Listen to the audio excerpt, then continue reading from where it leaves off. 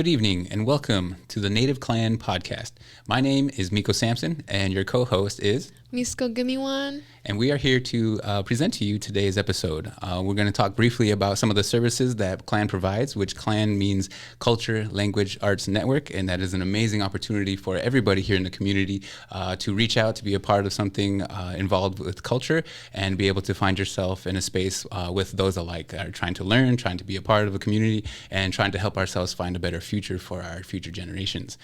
Without further ado, some of the things that we have on Tuesdays from 6:30 to 8 p.m., we have a drum and dance, which is amazing because we have the opportunity to come and experience a live drum and dance from singers and drummers, of course, but also we have two lead dancers. One of them, of course, is Misko Gimiwan. She teaches jingle and Women's Fancy Shawl. Women's Fancy Shawl.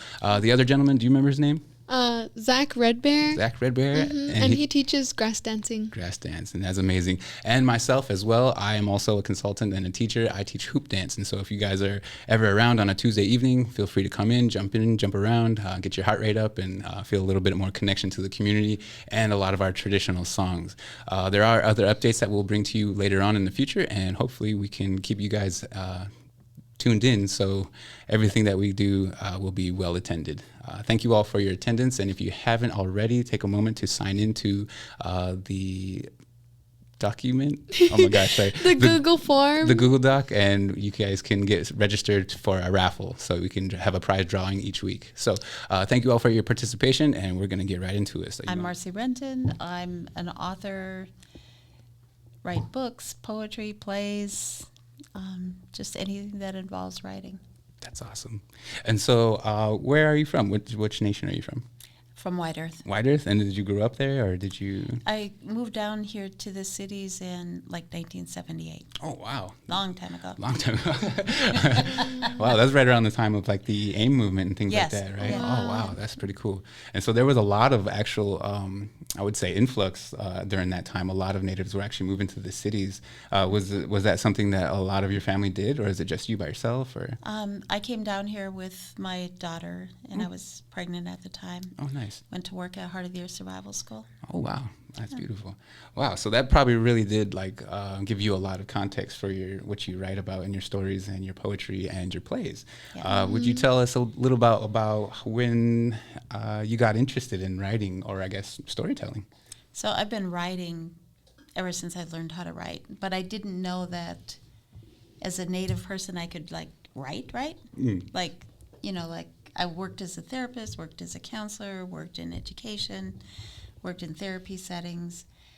And all the while I was writing stuff and just sticking it in a drawer because I didn't know what to do with any of it. Right. And then in, I want to say it was 1990, I decided I had a year. I had got severance from a job where they paid me for a year. And I thought, well, if I have a year, I'm just going to write. Yeah. And so that's what I did. And I would just write and stick it in a drawer.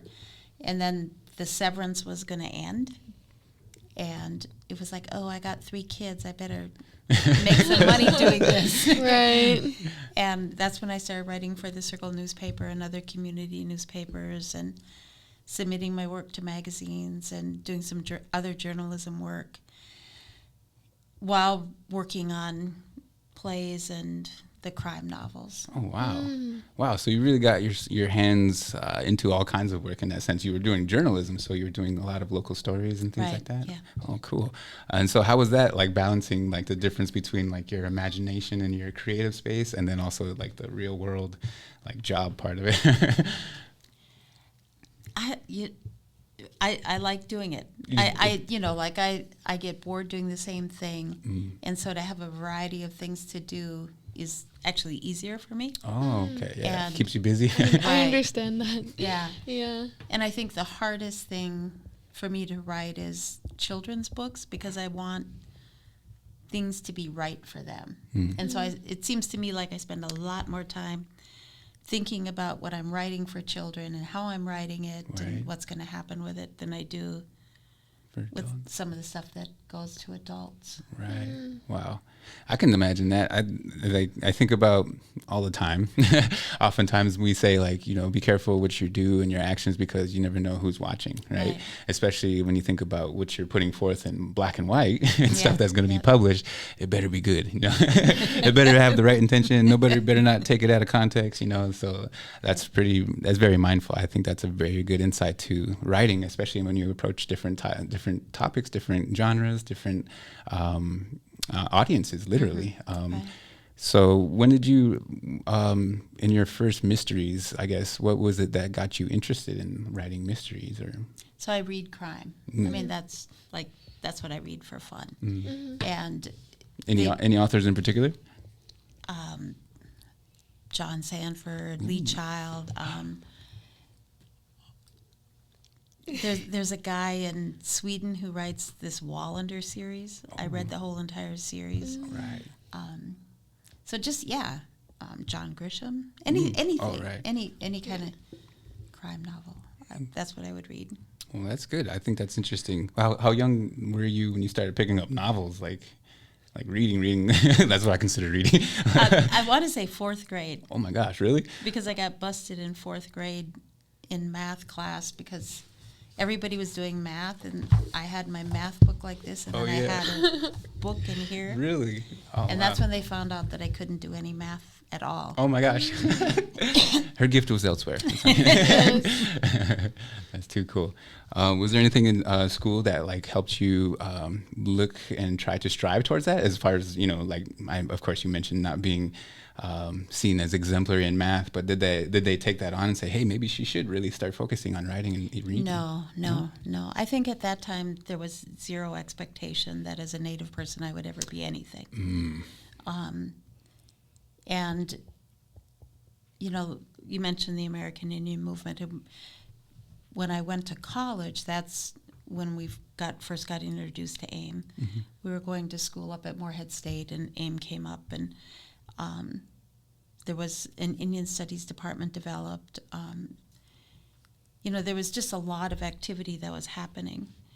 And at that time we were told, you know, by elders in the community that we were supposed to learn something in school and go back and help our people, which usually meant teaching, social work, doctor, lawyer. And so I was going to pre-law, and then somehow ended up doing in counseling and therapy. I don't know. You know, but meanwhile I was just writing. Yeah. You know, I was just writing and sticking it in a drawer, and every once in a while I'd share a little bit with someone.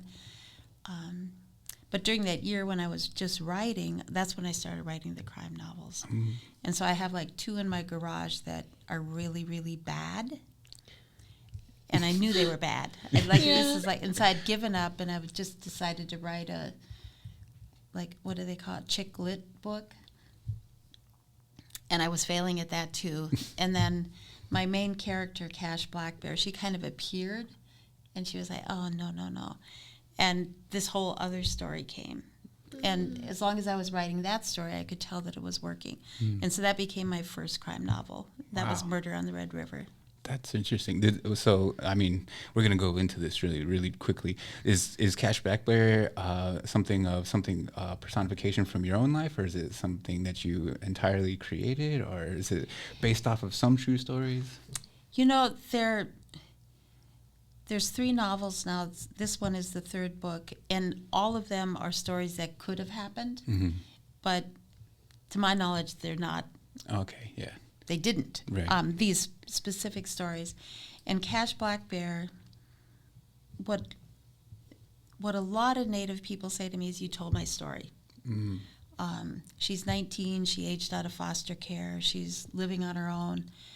It's set back in the 1970s, right around when AIM was starting, the whole women's movement, Vietnam War, all of that. So it's not my life. It's not, what do they call it? Autobiographical. Right. It's fiction. It's fiction. But it very well could be nonfiction. Well, that's the thing. Yeah. And I think that for me, one of the good things about writing crime is that I think that as Native people, there's all of this trauma and drama in our lives.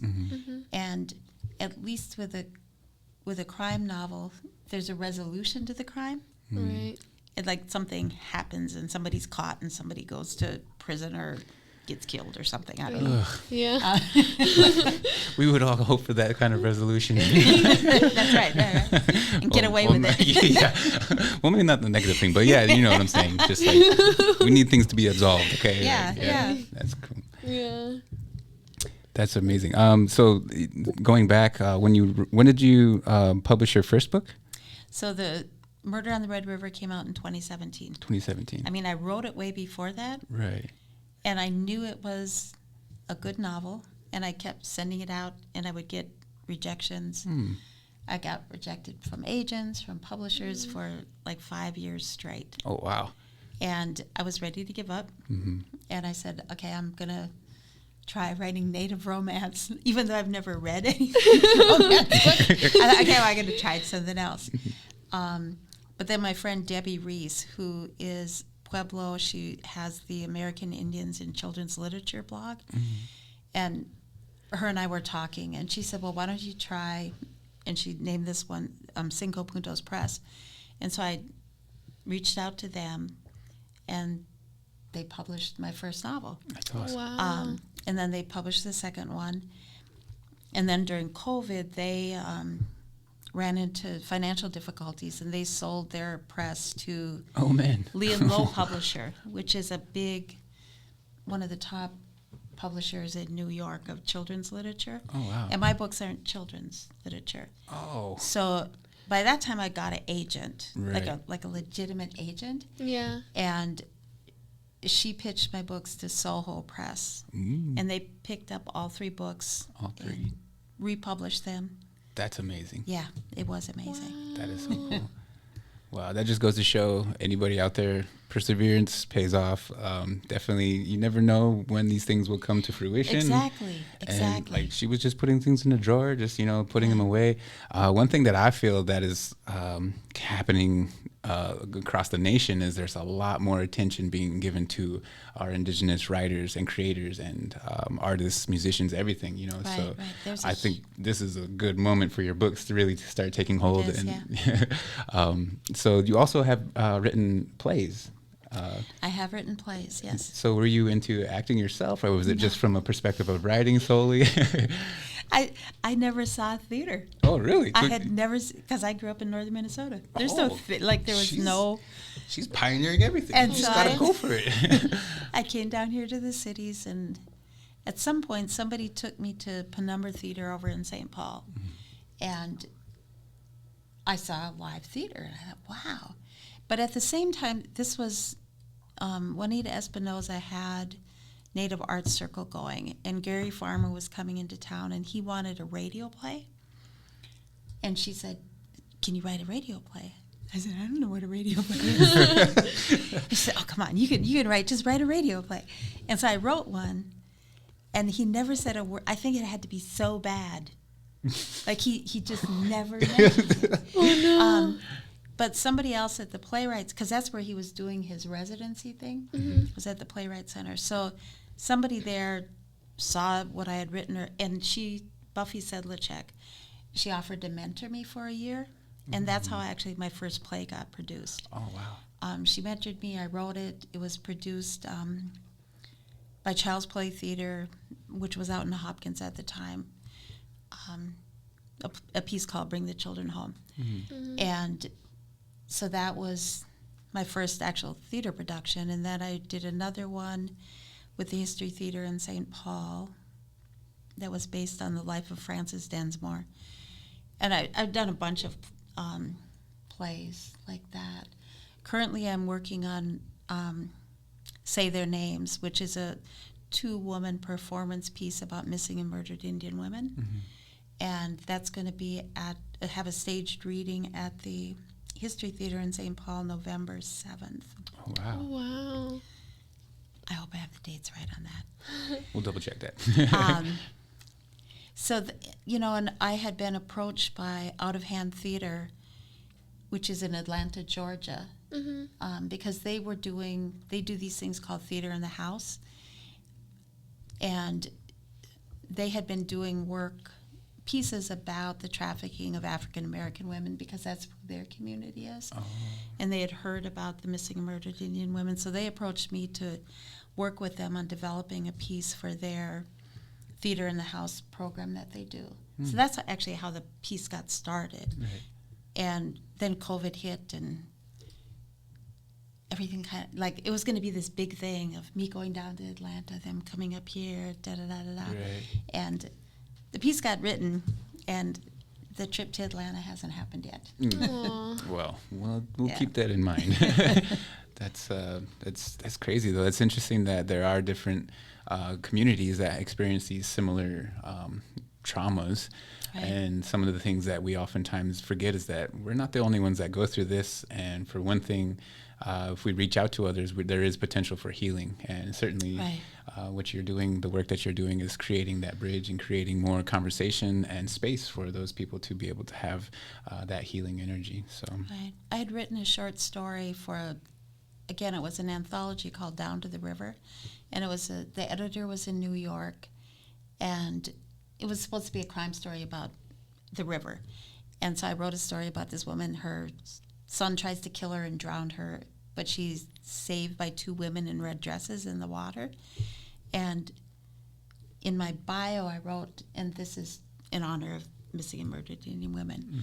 And the editor said, "What's that?" This was like 4 years ago. oh, whoa, Yeah. He there. says, "What are you talking about?" And I said, "There's like 4,000 or 5,000 missing or murdered Indian women across the continent." And he said, "Well, I don't know anything about that." And he said, "You have to write more about that in your bio." And I said, "Well, you only gave me 50 words."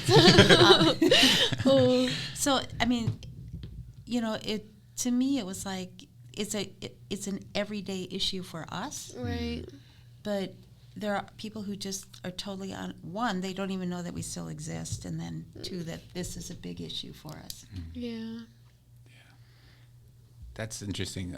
I think that's something that, for myself, I imagine a lot of us can speak to that same notion that when we find ourselves in these public spaces, sometimes people come up to us and say, like, "Wow, I didn't know natives still existed." And it's like, "Oh my gosh, like you have no idea, man." Like, oh my gosh. And then like the other part of it too, like you're mentioning, this is just a topic that you're talking about. It's in our community, and it's something that we undeniably it's something that's in our faces Right. that we can't turn around or turn away from it.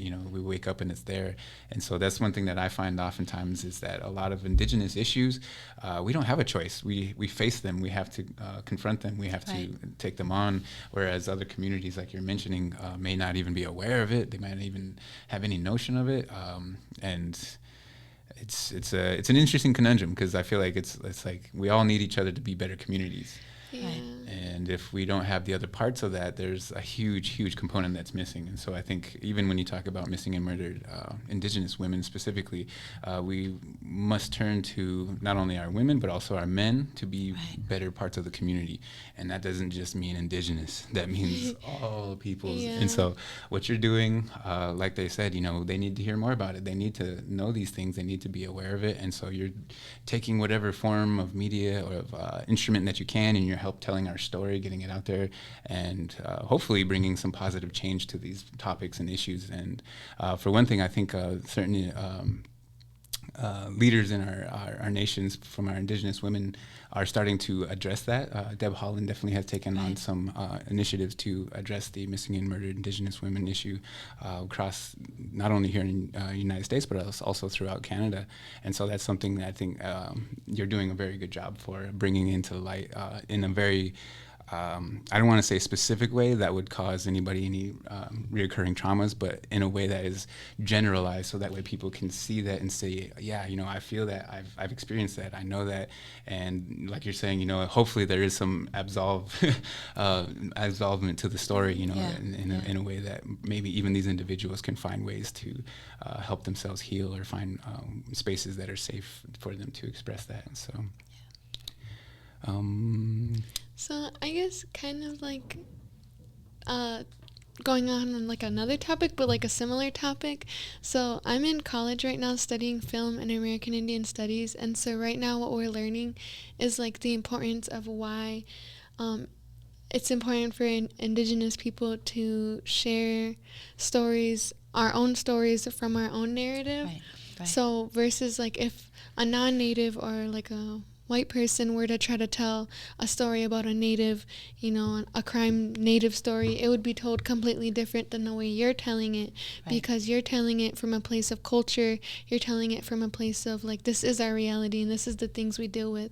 And like, we understand the importance of why we talk about, MMIW. We understand like we live day to day, walking out on Franklin, getting to your car, being on the res and, worrying about like, I don't know. So we deal as Indigenous women, we deal with these things on a daily basis. And so for you to write a story about it, even if it is narrative fiction, you're bringing to light like the stories that we deal with every day. This could be real, like you said. Yeah. And so I think it's amazing what you're doing, sharing these stories from your point of view, your perspective as an Indigenous artist.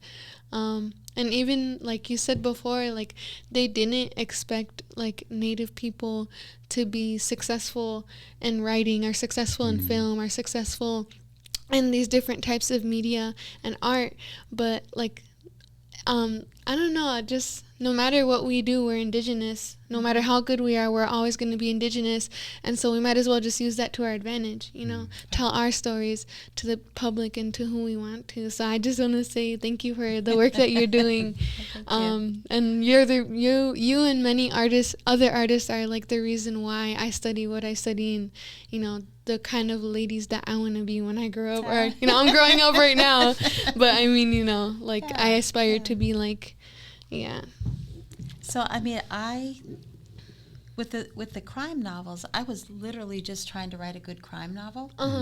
I didn't know that it would have the impact that it's had. Right. Yeah. The first book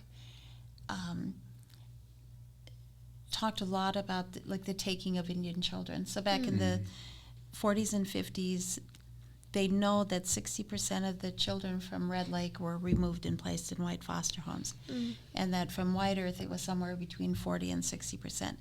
And I was just writing the story. I wasn't trying to educate the public. Right.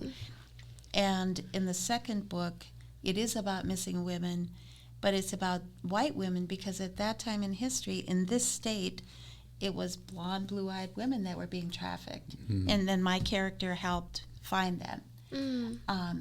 But it was also an opportunity to talk about the trafficking of women, and, from a Native perspective. Right.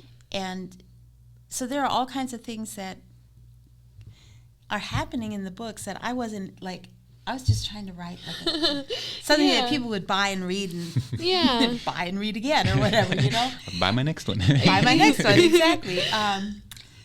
So, yeah. Yeah. And when I wrote that story about the women in the river, I was just writing what I know. Right. I wasn't thinking that this guy wouldn't know or that it would be educating anybody. But that was actually the story that made me decide to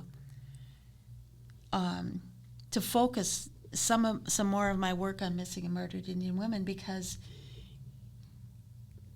I saw it as an opportunity to create awareness and to put, to educate people, I guess, whether that's through my poetry. Oh, I know what the first thing was.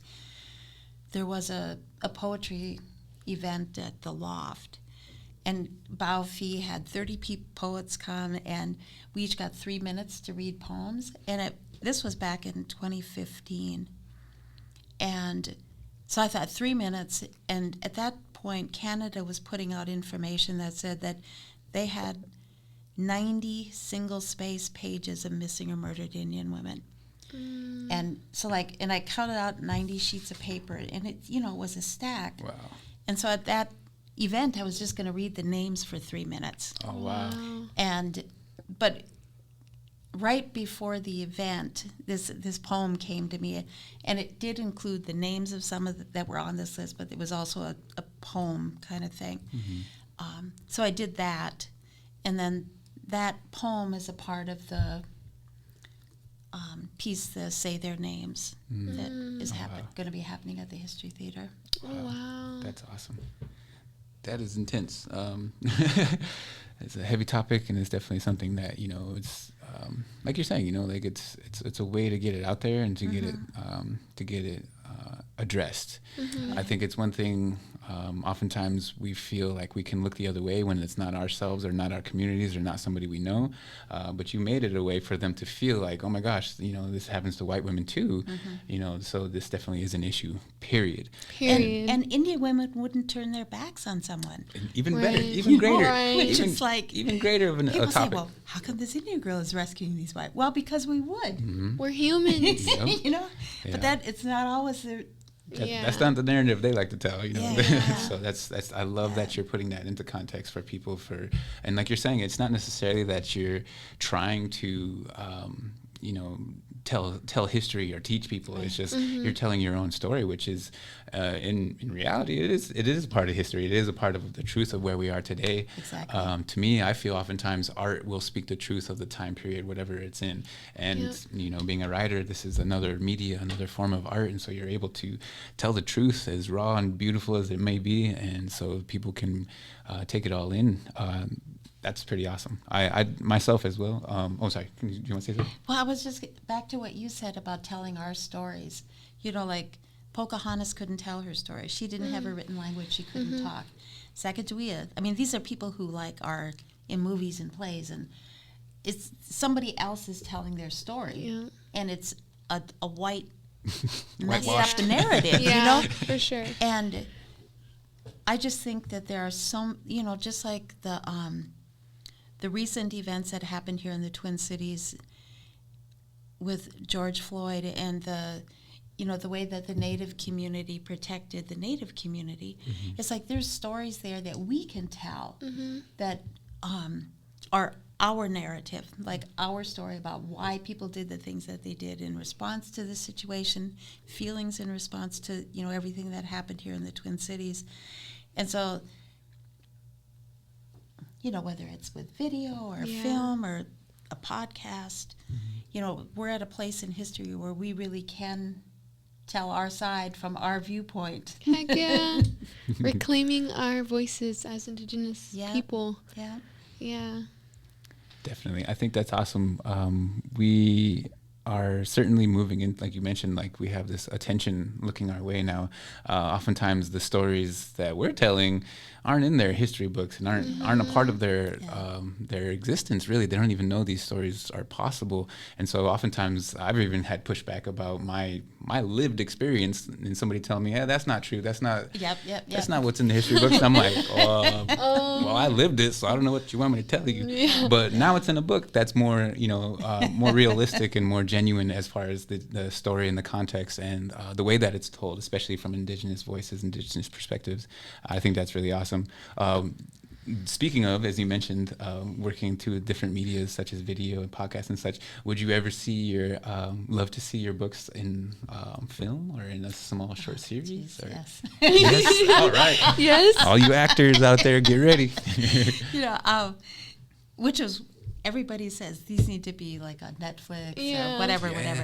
But that's a whole other side of the business, and it's a whole other agent, a whole nother whatever. And there's, so like Angeline Boley, who has the book out, Firekeeper's Daughter. It's a young adult novel, and she was picked up right away by the Obama Network, whatever production company that is. Oh yeah. And one of the things that has been said about my books is that because they're set in 1970s, it would cost too much to produce them. However, there is a Hillerman. Oh, I shouldn't even say this on this. Don't worry. We'll cut it out if we need to. There's a novel that's been made into a Netflix show that's set in the 70s, and it's about Native people, but it's, you know, but it's a non-Native person that wrote the book. You know, I mean, so that kind of stuff still exists out there too. Yeah, definitely. It's it's systematic. You know, like we're not meant to succeed in like these systems but we're doing it. We're out here. We're writing books. We're writing screenplays. Sure. We're creating art, and so I don't know, it's pretty cool. This is amazing. Yeah. Yeah, definitely. Even just in context, like I grew up in the Dakota area in Bismarck, and so you talk about the Red River Valley in your books, and I'm like, I'm there because I like the feeling. I'm already aware of that tension, that dichotomy between the Native communities and the non-indigenous communities, and even, some of that stuff even exists to this day. And like you're saying, you know, and so like the way we carry ourselves today is a lot different, and so this stuff will help bring that stuff to light, and I think that's really amazing. I would love to see it as a film. Do you do audiobooks? Do you read them? I don't.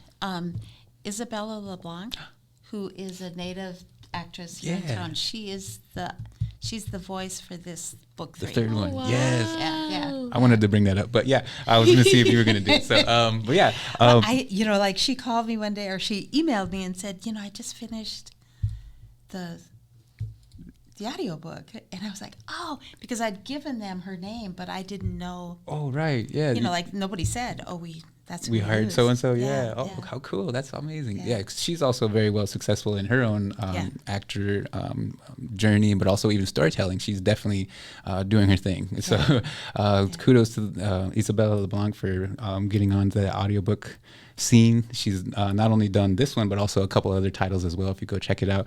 And as well as Marcie, some of your stuff is on Amazon, the Kindle things, audio. I think all 3 are on. You can get on Kindle. Right. And then you also have your children's books. I have children's books. Yeah, Yes. and those are available also on Amazon, or? Yeah. Paula Summer is through the Minnesota Historical Press. Farmers Market is out of print, and I have a new book coming out in 2024, Stitches of Tradition, which is a picture book. Right. I've never done a picture. This will be my first picture book. Wow. That's so cool. And the publisher is Heart Drum, and it's about a grandma that sews ribbon skirts for her granddaughter. So it's I think it's cute. Yeah. We wait to see how many people have that book after this. Everybody's making ribbon skirts. Everybody's going with that book. Heck yeah. But yeah, so you also have with you here a title that you wanted to share and tell everybody about. Make sure you let them know where and when to find it.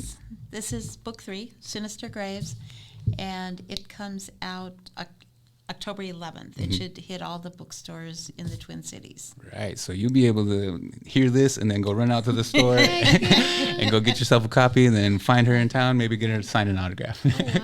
Wow. Will you be doing any book signings or any readings?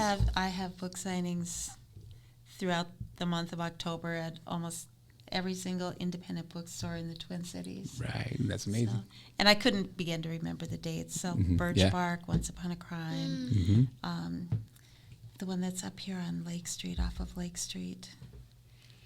See, I shouldn't do this. Without knowing the names of all of them. Well, we'll tell everybody, just go out and look. If you have a favorite bookstore, chances are they will have it. Absolutely.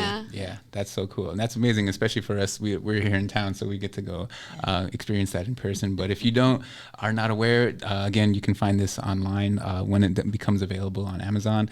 Right. The audiobooks are also available. Isabella LeBlanc is the narrator for this one. Right. I don't know if because it's a bigger publisher, like I think what they do, like this is hardcover. I've never had a hardcover, so it's like this is a big deal. And then it will come out as a paperback, and then I think or maybe the audio comes out. I don't know how that all works, but yeah. Nice. That's so cool. That's awesome. We are excited for you. The things you learn, like I knew nothing about any of this. I just knew that I loved to read and that I wanted to write. Well, that's amazing. I think that right there is a gem of knowledge right there. I've heard this in the past, is like, don't worry about where the money's coming from, but just worry about your art, your craft, whatever it is that you love doing, and do it to the fullest. Do it to the fullest of your ability, and they'll come looking for you. And don't doubt it. I mean, like, I know a lot of people they write poetry, they write stories, but they don't. What I say to people is you have to submit. You have to risk. That was 5 years of rejection, solid. Yeah. It would just stack them up, and I think, oh man. But if you don't submit it, there's never that chance that it'll get published. Right. Nobody will hear it. Nobody will see it. Yeah. And then you won't hear the critiques or criticism to improve. That's right. Yeah, they take that first step. Oftentimes, the first step is the hardest, but then you learn from every step. There's an experience, and then you can move forward, with progress. I'm working on a standalone novel that's set in 2022, and I'm on contract for the book. I wrote the book, sent it to the editor. The editor sent it back and wanted like this whole chunk removed. Oh, no. And My heart, you take my heart out. Oh, and it was like, okay, so that I had to rewrite, that's part of the whole process, is learning how to do that and learning to say, okay, somebody didn't like that enough to just throw it, so I better come up with a different storyline here. So that, I'm not sure what the initial publication date on that one was, 2024, but it's probably been pushed forward now because of the rewrites. yeah.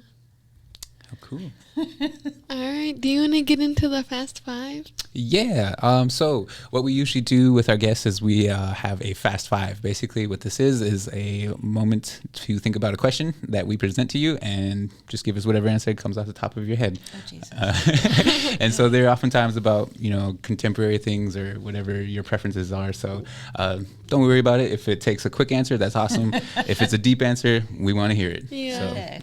You can do the first three, and I'll do the last two. Okay. All right. So I kind of asked you this in the interview, but I wanted to know again, just so people have an idea. Who are some of your favorite authors? I mean, currently, this Oscar, and I can't even pronounce his last name, Hokia, he has a book out called Calling for a Blanket Dance. Angeline Boley, Oh, yeah. she has The Firekeeper's Daughter. There are so many Native writers coming out with books these days. And Tommy Orange, so those are books that I read, that I like, that I hope they keep writing. Yeah. And then there's always I'm waiting for the next John Sanford, the next, I kind of, Lee Child has changed because now he has his brother writing him. Oh. But Harlan Coben. These are all great. Write them all down. Go to the library. Go check them out.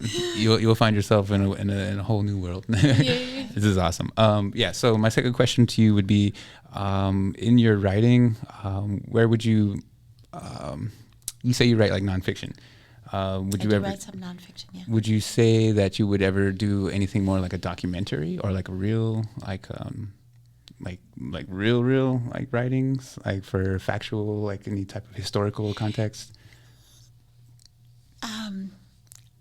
I just approached this other writer, author type person to collaborate on a book about healing in the Native community. No publisher yet, no anything, but we've started to work on that. There are there's two books. The one that I think of is Post-Traumatic Slave Syndrome, which is about the African American community. And then there's another one, and again it's aimed towards the African American community, that's about how to heal from historical trauma. And this woman and I were saying, how come we don't have something like that for Native people? Yeah. And so we said, well, okay. Yeah. Let's see. But yeah, part of it, most like you kind of briefly mentioned it, a lot of our stories from our past have been passed down through oral tradition, and so they're not necessarily published. So they are there, like you're finding, you're finally putting it in black and white for folks to be able to see and take into consideration. So that's awesome. Very good. My third question to you would be, if you have traveled far and or also just within your home community, what is your favorite dish? My favorite, like food? Food, yeah. Well, lobster. Yes. Maine lobster from Passamaquoddy Reservation. Oh, there you go. There's a destination for you. Yeah. That's good. Okay, cool. Yummy. That's fine for me. Okay, so my question is, What kind of environment do you typically produce like the most writing, or where are you most comfortable doing your writing? So like I have kids, I have grandkids, I have great grandkids, and so I kind of like have written all around their noise and their chaos. But so what works best for me is to go someplace minimum of 3 hours out of the cities for like 3 weeks at a time, where they can't get me. Yeah. and then I write nonstop. Oh my gosh, yeah. 3 weeks? That's awesome. That sounds great, though. That does sound kind of cool. That'd be like an epic little like staycation, or That's awesome. That's nice. Good meditation. Yeah. That's pretty cool. And then I guess my second question is, what kind of either genres of music do you listen to, or artists would be on your playlist? Country western music. Yeah. Nice. That's an interesting thing. That's cool.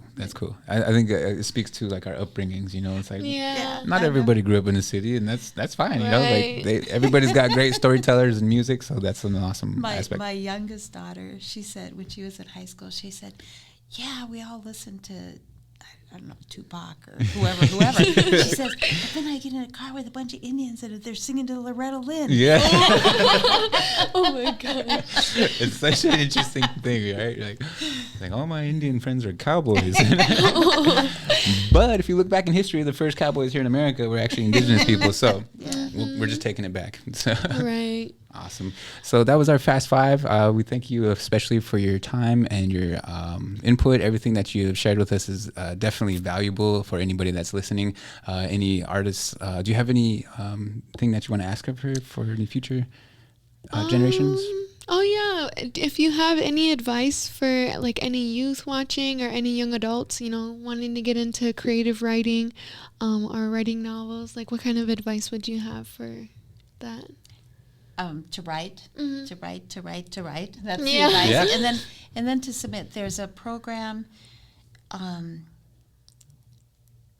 so like my 18-year-old granddaughter went through the program that Diane Wilson had, where she was working with a group of 10 or 12 Native writers, and they spent a year being mentored and working with each other on how to write. So checking out programs like that. I know that South High has a creative writing program. The thing is that you just got to write, and you have to, reach out to some of these other Native authors, because all of them that I've talked to, they're way willing to, talk to people and give advice and give, tips on what to do and how to break, because it's a business also. How do you break into the business? Right. And like, I don't know, I'm like an artist type person, and it's also hard because it's like, I want to create, I want to make all this stuff, but also I have to understand, okay, how do I, live off of it, or how does this system work? How does this business work? So, how do you get grants? How do you find a publisher? How do you find an agent? Yeah. I just did an interview with Leah Hale. Is that her name? Oh, Leah. Yeah. And one of the questions that they asked, because she works for TPT, and they asked us, like, because I'm totally independent, and what was good about each job, like working for somebody or being independent. Yeah. And she said the job security, and that gives her the freedom to create, which that drives me kind of crazy. Right. Like having somebody telling me what to do. Yeah. Right. So finances can be a little So to each his own, really. And then lastly, do you have any like social medias we can find you at, or where we can if anyone wants to contact you, or our website? Our website, my website is marcierendon.com. I'm on Instagram, Twitter, Facebook. Okay. Right on. Yeah, well, go ahead, like and follow, and find her content, like her books, go read them, go listen. It's an amazing aspect that we all have the potential to create different changes in our communities, but also in other people's lives. And Yep. she's definitely finding a way from her own. And I think that's one of the things I think she would probably get behind is, not to doubt yourself so much, just have confidence in who we are. We come from a strong line of indigenous peoples. We are way more resilient than we are traumatized. Yes. Right. Yes. And of course, that aspect of humility, or it's scary, but once you get past that, it definitely is fulfilling to be able to overcome that and to grow from that. And I think that's definitely something that you were able to do. In first of all, sharing your stories with anybody, and then improving upon that, and then coming to a full-fledged hardcover book. I think that's really amazing. Oh. All right. Well, thank you for coming on the show today. Thank you. Yep, and thank you so much, and we'll see you guys all next week. Make sure you sign in, and hopefully we'll stay tuned and keep you guys, and make sure you also send your recommendations for anybody that you guys want to see or hear from or have here as a guest. Right? So from all of us here at the Clan Podcast, thank you all so much. Miigwech, Badamiaye, and we'll see you all again sometime. I've been driving in my Indian car to the pound of the wheels drumming